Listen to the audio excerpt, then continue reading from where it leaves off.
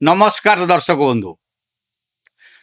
बंधु आज आम आपण मानक नहीं आसीचु भारतीय प्रतिरक्षा दुनियार सबुठारु बड़ एवं सबुठारु चांचल्यकर खबर। एमिति एक खबर जहाँ सीमा पार्श्व थिबा आमर दुई पारंपरिक शत्रु चीन एवं पाकिस्तान रातिर निद एबे हजि जाइछि।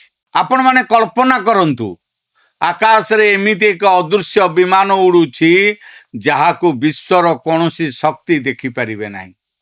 चीन निजर J-20 स्टेल्थ फाइटर जेट को नहीं भाबुथिला कि से भारतीय सीमा भीतर को पसी आक्रमण करिवो। भारतीय सेना जानी भी पारिबो नाही, किंतु एबे चीन रो सेही अहंकार माटी रे मिसिबाकू जाउछि। कारण भारतीय वायुसेना हातरे लागिछि रूसियार सबुठारु भयंकर ब्रह्मास्त्र जहाकू समग्र विश्व एवं दि स्टील्थ किलर नाम रे जानुछि। ऑफिशियल सूत्ररू स्पष्ट होई सारिछि जे भारतीय वायुसेना रे शामिल होई सारिछि रूसियन मेड नेबो UM very high frequency radar. आज रही विश्लेषण रे आमे जानिबा एई राडार रे एमिति केउ सुपर प्रजुक्ति विद्या रहिछि, केमिति एका संगे चीन रो सुपरसोनिक जेट एवं पाकिस्तान रो आधुनिक ड्रोन को आकाश रे ही पाउंस करिदेब। भिडियोटी बहुत रोमांचकर हेबाकू जाउछि, तेणु शेष पर्यंत याकू देखिबा पई मोर अनुरोध।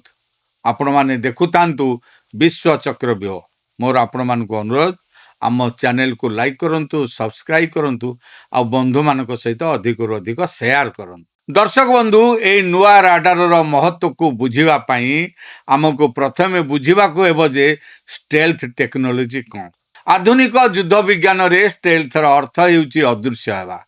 चीन, अमेरिका एवं रूसिया भली देश माने एमिति युद्ध विमान करंती जार डिजाइन एवं बाह्य आवरण रे विशेष कोटिंग दिया जाय थाए। जेतेबेले गोटे साधारण राडार निजर रेडियो तरंग वायुमंडल को पठाए, सेही तरंग विमान रे बाजी फेरी आसिले ही राडार स्क्रीन रे विमान रे चित्र देखा जाए।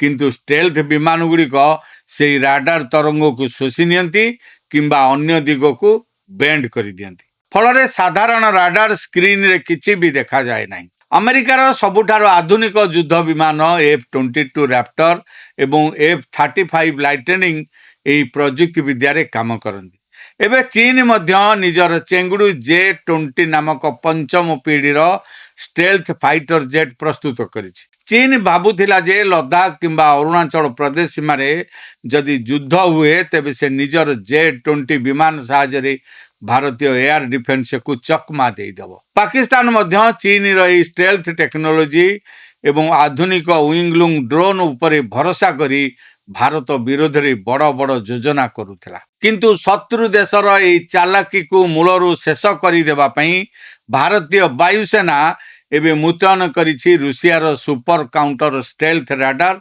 नेबो यूएम। एही राडार आगरे चीन रो J-20 एक साधारण काउ पक्षी भली देखाजिवो। आसंतु जानिबा यह केमिति काम करे एवं यार क्षमता केते भयंकर। दर्शक बंधु, एही नेबो यूएम राडार कोनसी साधारण राडार नुहे।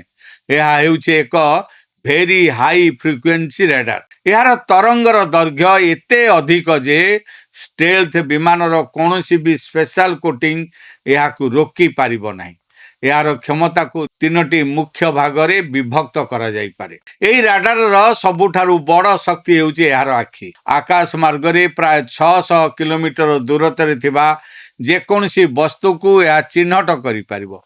यार सहज अर्थ हेउछि जदि चीन निजर तिब्बत एयरबेस रु किंबा पाकिस्तान निजर सर्गोधा एयरबेस रु कोनसी फाइटर जेट को रन ऊपर आकाश को उठाए, तेबे सेमाने भारतीय सीमा निकट को आसीबा पूर्व ही इंडियन एयरफोर्स रो कंट्रोल रूम रे रेड अलर्ट बाजी उठिबो। आजिकाली युद्ध रे मिसाइल अटैक सबुठारु बड़ विपद, किंतु नेबो यूएम राडार रे एक स्पेशल सेक्टर स्कैनिंग मोड रही। यह प्राय 1800 किलोमीटर दूर पर्यंत एक निर्दिष्ट दिग को स्कैन करि पारिबो। एते दूररू आसुथिबा शत्रु पक्षर हाइपरसोनिक किंबा बालास्टिक मिसाइल को यह बहुत पूर्वरु ट्रैक करिनेब, ଯାହାଦ୍ୱାରା ଆମ ସେନାକୁ ଆଲର୍ଟ ହେବା ପାଇଁ ପର୍ଯ୍ୟାପ୍ତ ସମୟ ମିଳିପାରିବ। ଯଦି ଯୁଦ୍ଧ ସମୟରେ ଚୀନ ଏବଂ ପାକିସ୍ତାନ ମିଶି ଏକ ସଙ୍ଗେ ଶତାଧିକ fighter jet, swarm drone, cruise missile, attack helicopter ମାଧ୍ୟମରେ ଆକ୍ରମଣ କରନ୍ତି, ତେବେ ମଧ୍ୟ ଏହି ରାଡାର ଭୟଭୀତ ହେବ ନାହିଁ। ଏହା ଏକ ସଙ୍ଗେ ଶତାଧିକ ଟାର୍ଗେଟକୁ ଅଲଗା ଅଲଗା ଭାବେ ଟ୍ରାକ୍ କରି ସେମାନଙ୍କର ସଠିକ୍ ସ୍ପିଡ୍ ଏବଂ ସିଧାସଳଖ ଭାରତୀୟ ବାୟୁସେନାର ଏୟାର ଡିଫେନ୍ସ ସିଷ୍ଟମକୁ ପଠାଇଦେବ। ଦର୍ଶକ ବନ୍ଧୁ, ଏବେ ଆପଣମାନେ ଭାବୁଥିବେ ଯେ ଏଇ ରାଡାର ତ କେବଳ ଶତ୍ରୁକୁ ଦେଖିପାରିବ, କିନ୍ତୁ ତାକୁ ଧ୍ୱଂସ କେମିତି କରିବ? ତେବେ ଶୁଣନ୍ତୁ, ଅସଲ ଖେଳ ତ ଏଇଠି ରହିଛି।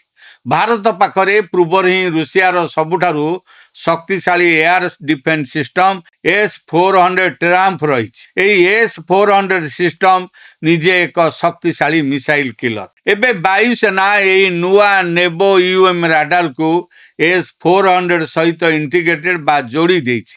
ଏହାର ମାନେ ହେଉଛି ନେବୋ UM ଆକାଶରେ ଚୀନର ଅଦୃଶ୍ୟ J-20 ଷ୍ଟେଲ୍ଥ ଜେଟ୍କୁ ଦେଖିବ, ତୁରନ୍ତ ତାର ଲୋକେସନ S-400 ମିସାଇଲ ବ୍ୟାଟେରୀକୁ ପଠାଇଦେବ।